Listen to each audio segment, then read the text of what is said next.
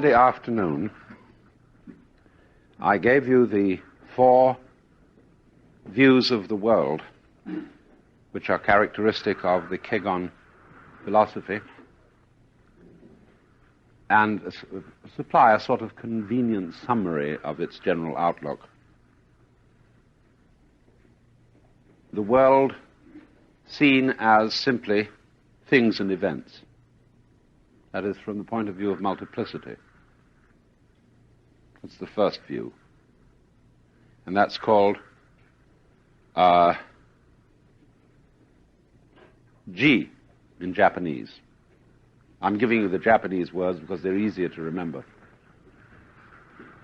The second view of the world is things seen from the standpoint of unity. That is to say, just as the mirror provides a unity, a base, that is to say, for all the separate images in it. So you might say that the mind, or space, and there is a way in which the two are the same, provides the unity for all the manifold things and events that exist in it. Now, there seems, of course, to be a conflict between these 2 points of view, the one and the many. And the most ancient philosophical problems revolve around this whole dichotomy. How do you get the one out of the many? How do you get the many out of the one? It seems that one and many are mutually exclusive. In other words, in practical affairs, we are many, and we all have conflicting interests. What formula are we going to find so that we can agree and act together? See, this is always the most difficult task.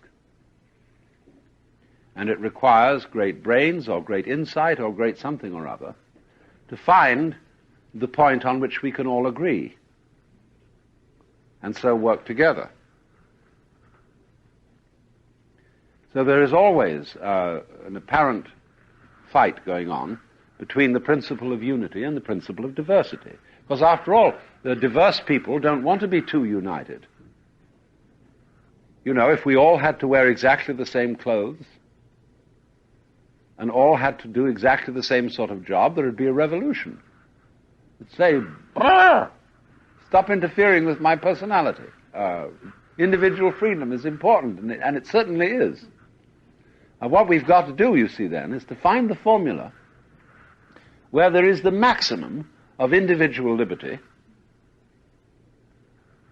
but all of it going on together harmoniously.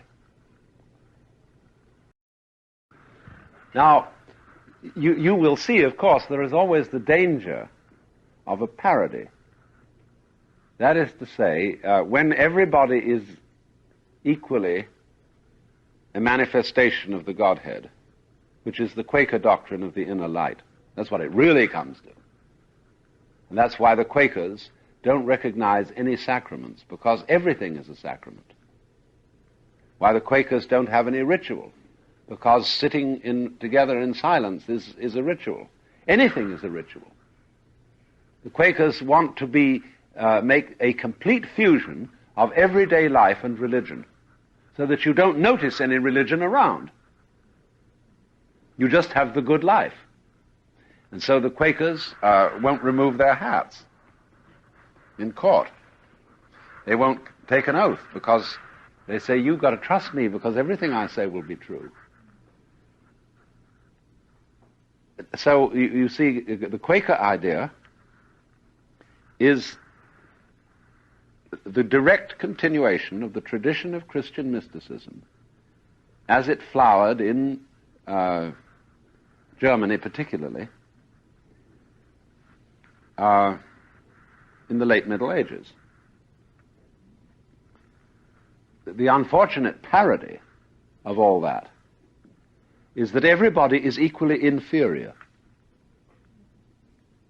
That's what you always have to watch out for. Everybody can be treated rudely by the police because you're all equal. And the police aren't going to say sir to somebody because he happens to be the mayor or well, they may to the mayor, but because you're an important figure in business or something, you're all just Joe, you see. And then that becomes everybody's equally inferior. But if you could imagine where everybody is considered equally superior, this is the foundation of what we call courtesy, good manners, where you salute people and you reverence their right to a certain privacy, a certain separateness, you see. And you have to learn this art in a state of affairs where people start crowding in on each other. Now, you see, in a country like Japan, space is the most expensive thing there is. And it's becoming so here. Space used not to be expensive at all here. There was just oodles of it. And everybody could afford to be equally rude. Now we can't. We're getting crowded in on each other. And to create space, you have to create it by manners. That is then respect to everybody. Because, for example, in a Japanese house, there is no privacy such as we understand it. You can hear every belly rumble because the walls are just paper and all the rooms are tiny and very close in on each other. And then they, for example, they all take baths together. And they all always see each other naked, but they don't look. To begin with, there's so much steam that you can't really see much. But they have a way of being courteous. Nobody takes liberties in the bathtub, unless somebody wants liberties to be taken. But in the ordinary way, complete strangers will meet together in the public bath of a hotel.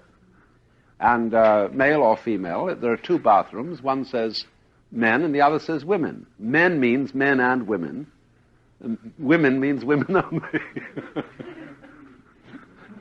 But the family bath is always the one labeled men. And everybody goes in there, and nobody is embarrassed, because manners are preserved. The sense of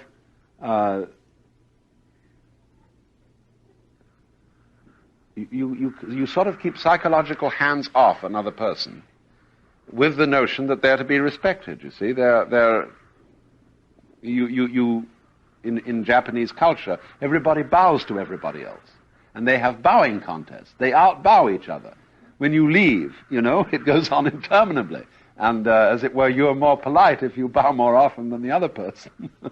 Well, this is all sort of funny from our point of view, but it's still this point that there is a possibility, in other words, of a cultural form that will stress and get away with the prospect, not the prospect, the proposition, that everybody is equally divine, as distinct from the proposition that everybody is equally inferior.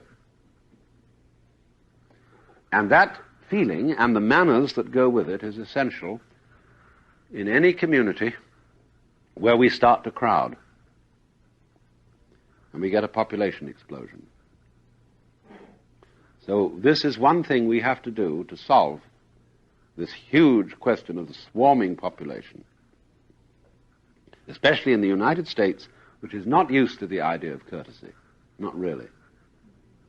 That we've got to make a propaganda for great respect to everybody. Otherwise, we won't be able to accommodate the crush at all. The funny thing about the Japanese, incidentally, is that they've learned the manners of mutual respect under certain circumstances. But new circumstances arise in which they haven't learned it. And one of these is the subway. which is total pandemonium. They pack everybody into the subway like sardines, and they have special officials whose duty it is to push people in and to see that they're all jammed in. They just shove the crowd. Then when each official at the separate door has got it, he signals and the doors close. Although in this situation, the Japanese, although they are shoving and pushing and so on, when you're absolutely tight up against a Japanese man or woman, they're all right. You know, they're not going to pick your pocket or something like that. They endure it, but they fight and struggle and shove to get place. After that, they relax. But they are not used to this situation, and therefore haven't found out the proper manners for dealing with it.